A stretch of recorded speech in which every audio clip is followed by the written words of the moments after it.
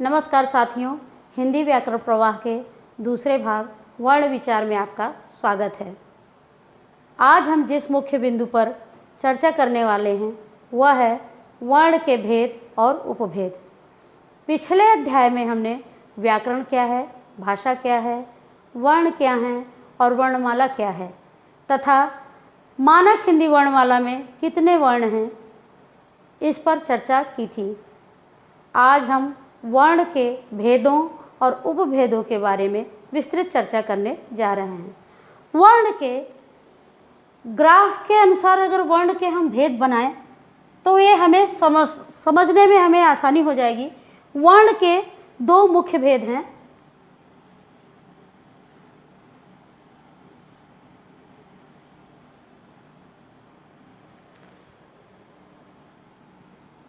पहला स्वर और दूसरा व्यंजन।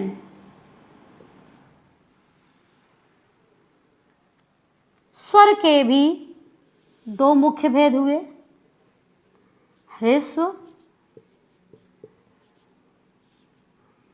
दूसरा दीर्घ। वर्णमाला का वर्गीकरण जब हमने किया था तो व्यंजन के भेदों पर भी चर्चा हुई थी। व्यंजन के भेद 5 हैं। स्पर्श व्यंजन,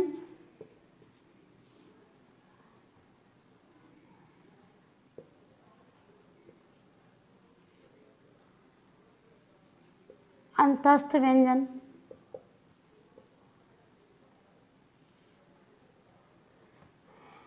ऊष्म,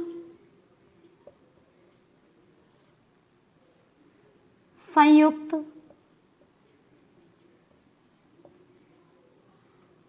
तथा 5वां द्विगुण व्यंजन।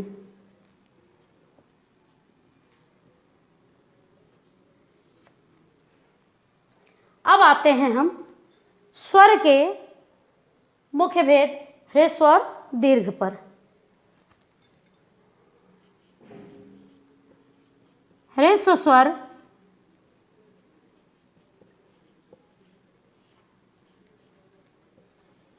इन्हें मूल स्वर या एक मात्रिक स्वर भी कहा जाता है। इनकी संख्या है 4। अ, ई, ऊ और री। हमें पता है कि व्यंजन स्वर के 11 भेद हैं, जिसमें से ह्रस्व या मूल स्वरों की संख्या हो गई 4, अ, ई, ऊ, री। अब आए बाकी के 7 स्वर जो दीर्घ स्वर कहलाते हैं। बड़े स्वर आ, ई, ऊ, ए, ऐ, ओ, औ। 1, 2, 3, 4, 5, 6, 7। 4 स्वर ह्रस्व स्वर और बाकी के 7 स्वर दीर्घ स्वर।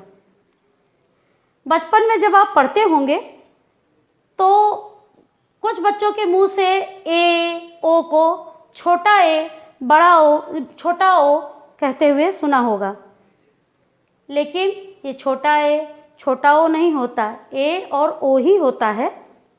अब सवाल यह होता है कि जब छोटा अ, छोटा ई, छोटा ऊ, री ये सब ह्रस्व स्वर हो सकते हैं, तो ए और ओ ह्रस्व स्वर में क्यों नहीं गिने जाते? या हम यह कह सकते हैं कि अ ह्रस्व है और आ दीर्घ हो गया, ई ह्रस्व है और ई दीर्घ हो गया, उ ह्रस्व है, ऊ दीर्घ हो गया, तो ए ह्रस्व और ऐ दीर्घ क्यों नहीं गिना गया? या ओ ह्रस्व और औ की गिनती दीर्घ क्यों नहीं हुई? ये दोनों ए और ओ दीर्घ में क्यों गिने गए? इसका कारण यह है कि मैं इसे मिटा दूं।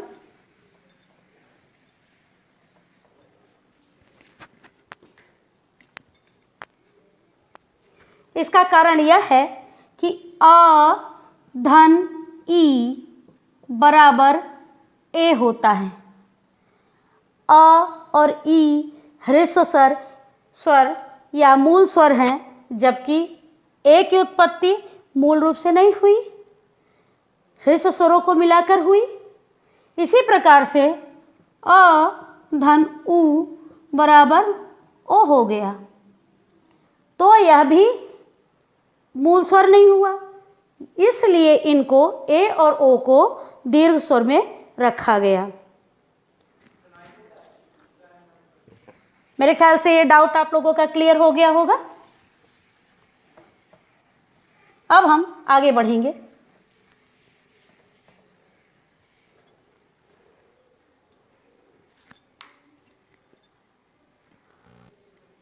हम जान चुके हैं कि स्वरों की संख्या 11 है, परंतु जब प्रश्न पूछा जाए, जो प्रतियोगी परीक्षाओं में पूछा जाता है कि स्वर तो 11 हैं, स्वर 11 हैं और मात्राएं कितनी हुई, तो अधिकतर विद्यार्थी क्या करते हैं, मात्रा भी 11 बता देते हैं, परंतु मात्रा 11 नहीं होती। मात्रा जब पूछी जाए कितनी है, तब हम बताएंगे मात्रा 10 होती है। क्यों? क्योंकि अ की तो कोई मात्रा हुई नहीं, आ की मात्रा हुई, ई की मात्रा हुई, ई की मात्रा हुई, लेकिन अ की मात्रा नहीं हुई। यदि अ को हटा दिया जाए तब हमारे पास 10 स्वर बचेंगे ना, 10 मात्राएं बचेंगी। इसलिए जब प्रश्न पूछा जाए एग्जाम में कि स्वर कितने हैं, तब आप 11 बताएंगे, लेकिन जब मात्रा पूछी जाएगी कितनी है, तब आप 10 बताएंगे। इसके साथ साथ कुछ और बातों पर भी ध्यान देना आवश्यक है, जैसे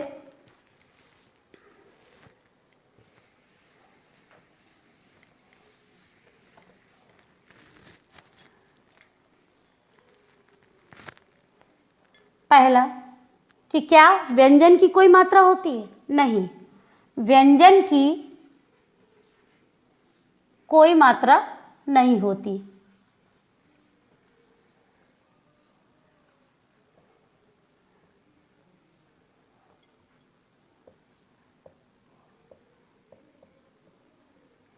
इसे आप कहीं लिख कर रख लें,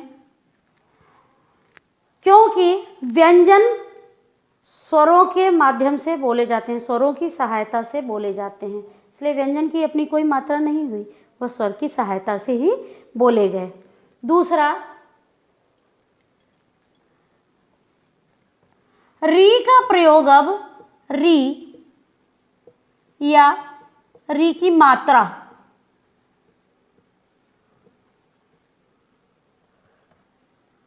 री की मात्रा हम कैसे लगाते हैं? ऐसे ना। री या री की मात्रा का प्रयोग अब अधिकांश संस्कृत शब्दों में होता है।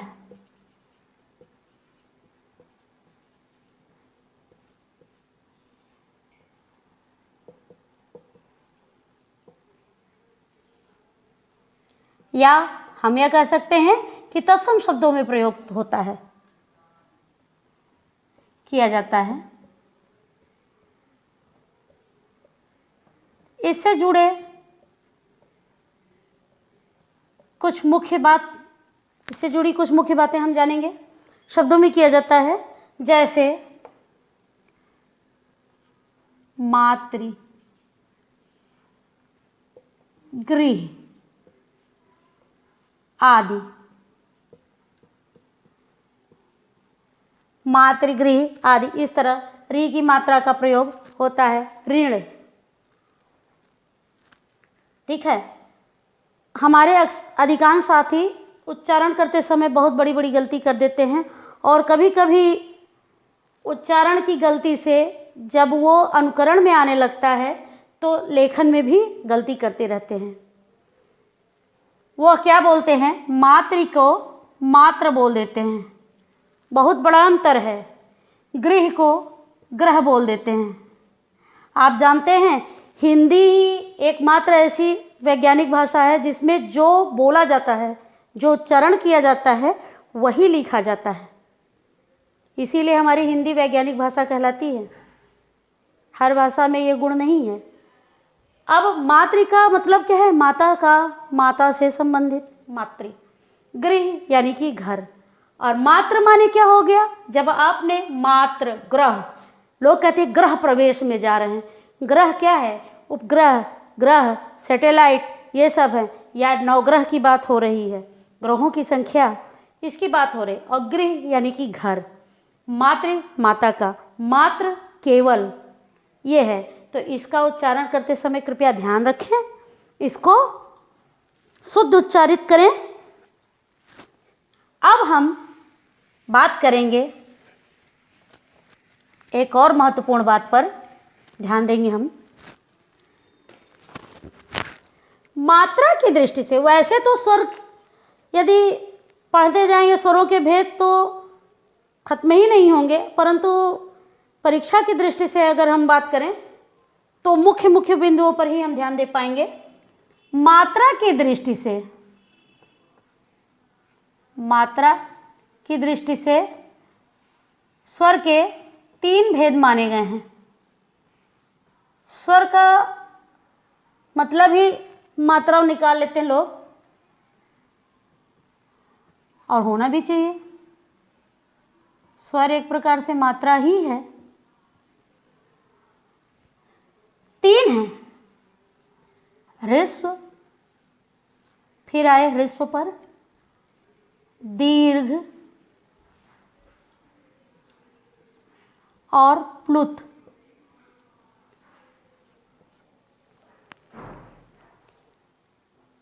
कभी मुर्गे को बांग देते सुना है? जो लोग सुबह उठते होंगे वो निश्चित ही मुर्गे की बांग सुने होंगे। मुर्गा कैसे बोलता है? कुक्कड़ू कू, कुक्कड़ू कू। मुर्गा बोलते समय हमारे तीनों स्वरों का उच्चारण करता है, ह्रस्व, दीर्घ, प्लुत। को कड़ू,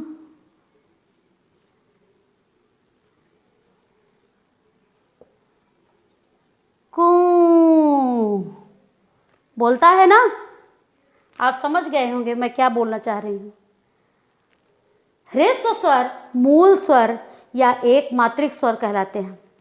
ह्रस्व स्वर को मूल स्वर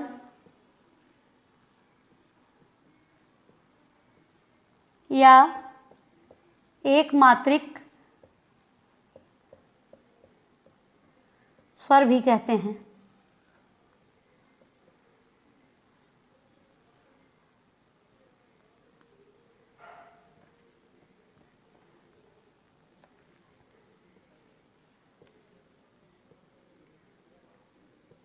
क्यों कहते हैं? क्योंकि एक मात्रा का समय, स्वरों के उच्चारण में मात्रा के समय को बता करके उसका वर्गीकरण किया गया है। एक मात्रा यानी कि साधारण एकदम बिना प्रयास के बोली गई हुई। स्वर जो मूल स्वर होते हैं वो किसी स्वर की सहायता से नहीं बोले जाते, वो अपने मूल रूप से बोले जाते। अ, ई, उ, री। इसमें हमें बिल्कुल समय नहीं लगा, टाइम नहीं लगा, सीधे सीधे ऐसे बोल दिया अ, ई, उ, री, है ना। क्योंकि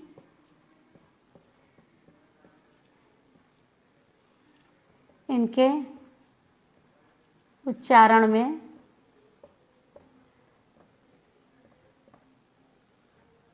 किसी स्वर की सहायता नहीं चाहिए होती।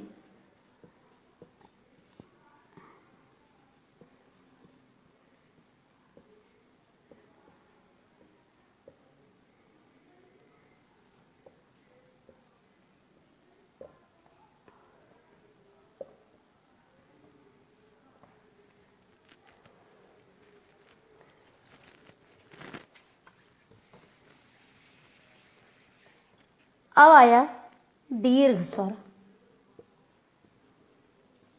दीर्घ। दीर्घ का तो मतलब ही होता है ह्रस्व छोटा, दीर्घ बड़ा। दीर्घ स्वर, इसमें ये मूल स्वर की सहायता से बोले जाते हैं। इनमें ह्रस्व स्वर या एक मात्रिक स्वर की अपेक्षा 2 गुना समय लगता है। आ, ई, ऊ, ए, ऐ, हमको 2 गुना टाइम लगा। अ, ई, उ, री नहीं लगा। आ, ई, ऊ, री, अ, आ, ई। उच्चारण करके देखिए। ह्रस्व स्वर मूल स्वर या एक मात्रिक स्वर की अपेक्षा 2 गुना समय लेना है, इसीलिए इन्हें द्विमात्रिक स्वर भी कहते हैं। द्विमात्रिक स्वर भी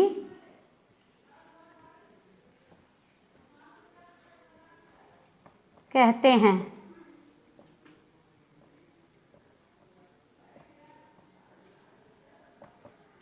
अब आई प्लुत स्वर की।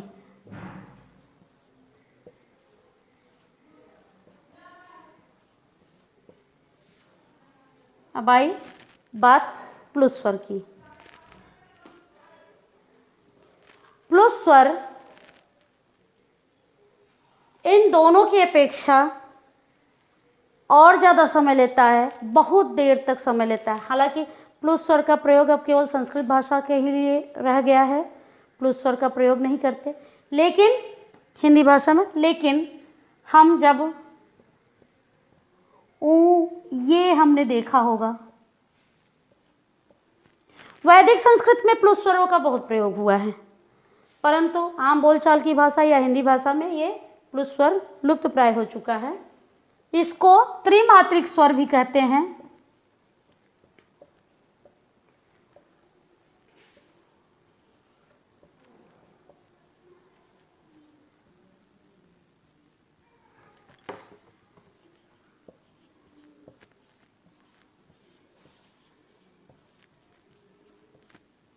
त्रिमात्रिक स्वर भी कहते हैं। इसकी कोई मात्रा नहीं होती,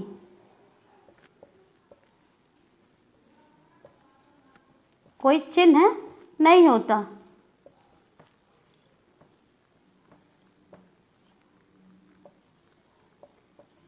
बल्कि इसे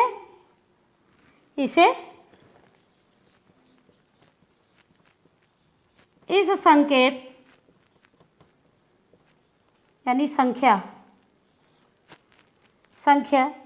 3 के माध्यम से दर्शाते हैं।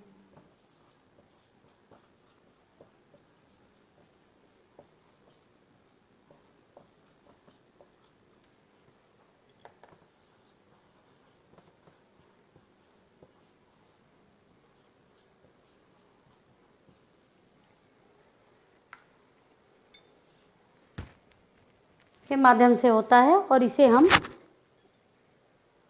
3 के माध्यम से दर्शाते हैं। यह त्रिमात्रिक स्वर कहलाता है और इसकी कोई मात्रा नहीं होती खुद की, केवल इसे 3 संख्या के माध्यम से दर्शाया जाता है। और इसका प्रयोग अब चूँकि संस्कृत में ही होने लगा है, इसलिए इसको हिंदी में नहीं रखा गया है। और इस तरह से हम केवल 2 ही वर्गीकरण पाते हैं स्वर का, ह्रस्व और दीर्घ।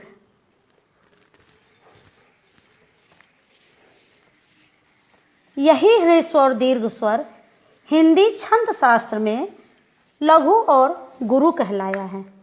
ह्रस्व को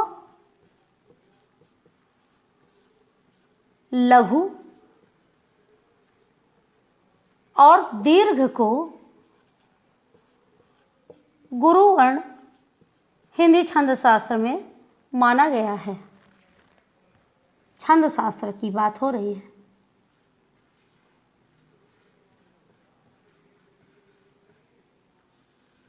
यहाँ पर लघु और गुरु माना गया है। व्याकरण में हम ह्रस्व और दीर्घ ही देख रहे हैं, लेकिन जब छंद में हम मात्राओं की गिनती शुरू करेंगे तब वहाँ हम लघु और गुरु ही देखेंगे। अब स्वर से संबंधित कुछ और मुख्य बिंदुओं पर हम ध्यान देते हैं। जैसे चर्चा होती है कि अनुनासिक क्या है। इसे तो हमने वर्णमाला में भी नहीं देखा। अनुनासिक क्या है? अनुनासिक का चिन्ह कुछ इस प्रकार से होता है ना। इसे हम चंद्रबिंदु भी कहते हैं। आम बोलचाल की भाषा में इसे चंद्रबिंदु कहा जाता है। अनुनासिक, इसको नाक और मुख की सहायता से बोला जाता है। नासिका और मुख का प्रयोग इसके उच्चारण में होता है और इसके उच्चारण में लघुता रहती है, लघुता रहती है। इसका प्रयोग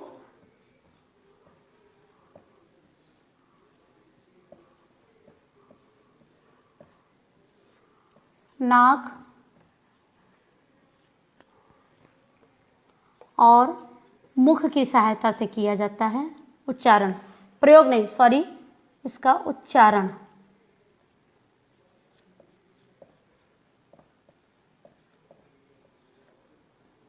नाक और मुख की सहायता से होता है।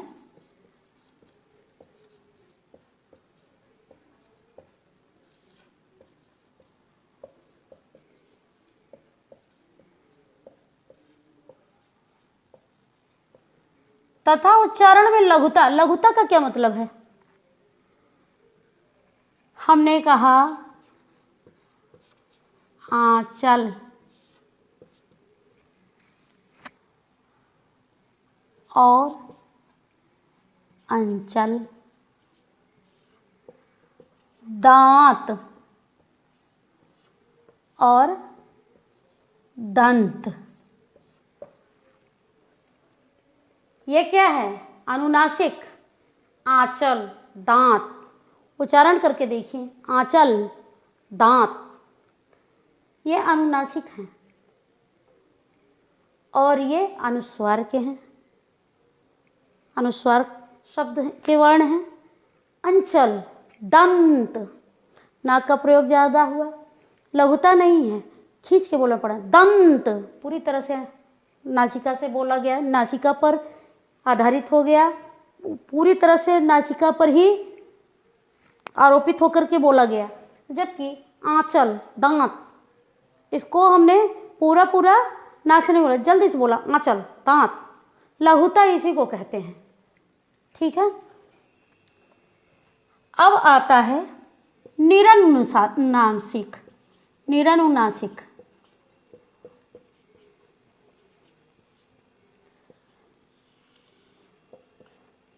सीधा सीधा अर्थ है निर। निर माने बिना, केवल, उसके बिना।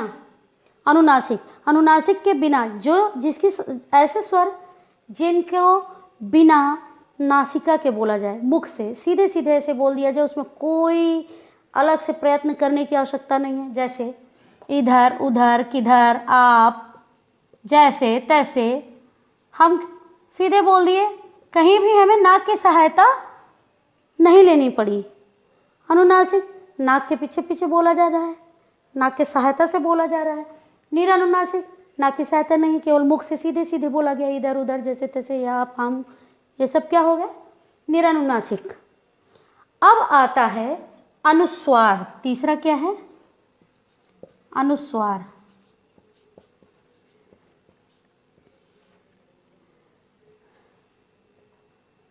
अगर आपके साथ छोटे बच्चे बैठे होंगे तो कहें, अरे मैडम तो अंगा बता रही हैं, अंग। हाँ, अंग की तरह प्रयोग करते हैं, अंग, अनुस्वार। यह अनुनासिक की ही तरह प्रयोग किया जाता है, परंतु इसमें लघुता नहीं है, पूरी तरह से नासिका का प्रयोग किया जाएगा। और इसकी गणना हम लोगों ने जब वर्णमाला का वर्गीकरण कर रहे थे तो इसकी गणना हम लोगों ने अयोग वाह के रूप में की थी, क्योंकि ना तो यह स्वर में होते हैं और ना व्यंजन में प्रयोग में आते हैं। स्वर के पीछे पीछे चलते हैं और व्यंजन के बाद में प्रयुक्त हो जाते हैं, स्वर की सहायता से चलते हैं और व्यंजन में प्रयुक्त हो जाते हैं, इसीलिए इन्हें अयोग वाह कहा गया है। जैसे लंगूर, बंदर, अंत। ये सब क्या है? अनुस्वार। अनुस्वार क्या है? इसी तरह आता है विसर्ग। विसर्ग का प्रयोग ह की तरह किया जाता है, ह। अब विसर्ग का प्रयोग हिंदी में लुप्त होता जा रहा है। अब इसका प्रयोग लोग कम से कम करते हैं, केवल तत्सम शब्दों में करते हैं, जैसे कि प्रायः, पुनः, प्रातः। ये सब विसर्ग के कहलाते हैं शब्द। और यह भी अनुस्वार की ही तरह अयोगवाह है। अब हम यह चर्चा करेंगे कि अयोगवाह क्या है।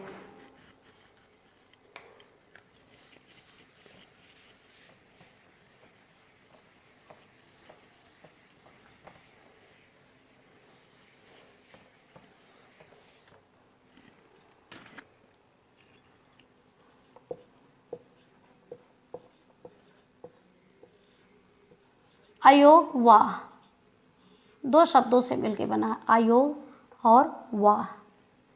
वाह माने वहन करना, चलना, साथ में चलते रहना, ढोना, है ना। और अयोग माने जिसका योग ना हो, जो साथ में ना हो। इस प्रकार से अगर हम अर्थ निकालेंगे तो अयोग वाह का अर्थ हुआ योग ना होते हुए भी।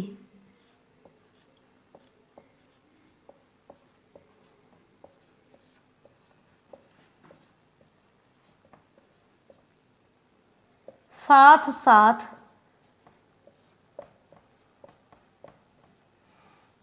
चलने वाला।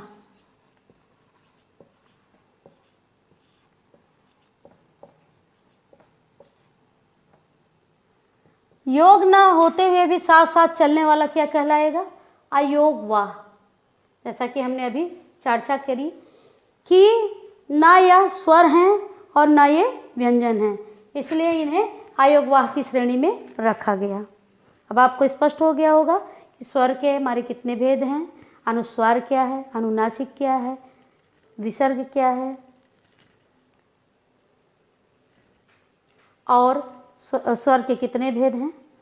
तो साथियों, आज बस इतना ही। अगले भाग में हम चर्चा करेंगे व्यंजन के भेद पर, और उसके अगले भाग में फिर हम चर्चा करेंगे उच्चारण, स्वर और व्यंजन के उच्चारण स्थान पर, जो कि हमारी परीक्षा की दृष्टि से बहुत ही महत्वपूर्ण है। तब तक के लिए नमस्कार, धन्यवाद।